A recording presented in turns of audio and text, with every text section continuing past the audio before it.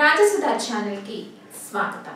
మన రాజసుధా ఛానల్ ద్వారా మరి అనేక సమస్యలకి చక్కటి పరిష్కార మార్గాలను మనం తెలుసుకుంటున్నాం కదా।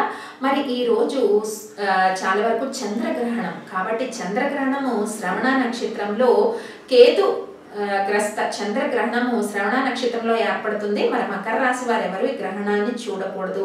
మరి గ్రహణము ప్రారంభ సమయము 10:52 ప్రారంభ సమయము, మధ్య సమయము 11:52 మోక్షకాలం 12:49 సుమారు రమారమి 2 గంటల పాటు ఈ గ్రహణం అన్నది ఏర్పడుతుంది। అయితే సోమవారం రోజు గ్రహణం ఏర్పడడాన్ని చాలా ప్రత్యేకించి విశేషంగా చెప్తారు। ఆదివారం రోజు సూర్యగ్రహణము, సోమవారం చంద్రగ్రహణం ఏర్పడడం చాలా విశేషమట, దీన్ని చూడమని అంటారు। అయితే గ్రహణ సమయంలో పాటించవలసింది 6 గంటల ముందు నుంచి ఆహారాన్ని తీసుకోవడం ఆపేయాలట। ఎందుకంటే గ్రహణ సమయంలో చాలా వరకు విషపు కిరణాలన్నీ వచ్చి మరి డైజెషన్ మనం ఏదైతే ఆహారం తీసుకున్నామో అది విషంగా మారే అవకాశం ఉంటుంది। కాబట్టి ఎవరు కూడా వండిన పదార్థాలు గ్రహణ సమయంలో ఉంచకూడదు।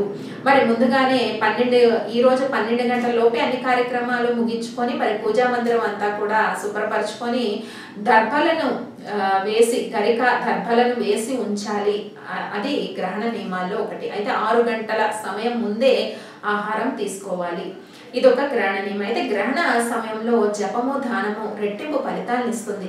మరి రాత్రిపూట ఈ రోజు గ్రహణం ఏర్పడుతుంది కాబట్టి దానం ఇవ్వడంలో అది వీలు పడదు, ఆ సమయంలో బ్రాహ్మణులు అందుబాటులో ఉండరు అని చాలా మంది అనుకుంటారు। కాబట్టి మీరు ఒక పళ్ళెంలో బియ్యాన్ని తీసుకొని దానికి తెల్లటి బట్టని పరిచి మరి వెండిని అంతా కూడా సంకల్పం చేసుకోండి।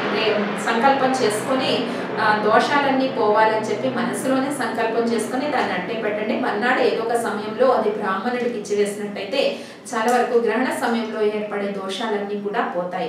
అలాగే గర్భిణీ స్త్రీలు కూడా కొన్ని జాగ్రత్తలు తీసుకోవాలి। మరి గ్రహణ సమయంలో కదలికలు ఎక్కువగా ఉండకూడదు, 6 గంటల ముందే ఆహారాన్ని తీసుకోవాలి। ఎవరు గ్రహణ సమయంలో ముందుగా పట్టుకున్న నీటిని, గ్రహణానికి ముందుగా పట్టుకున్న నీటిని ఎవరు వాడరాదు, ఇలాంటి నియమాలు అందరూ పాటించాలి।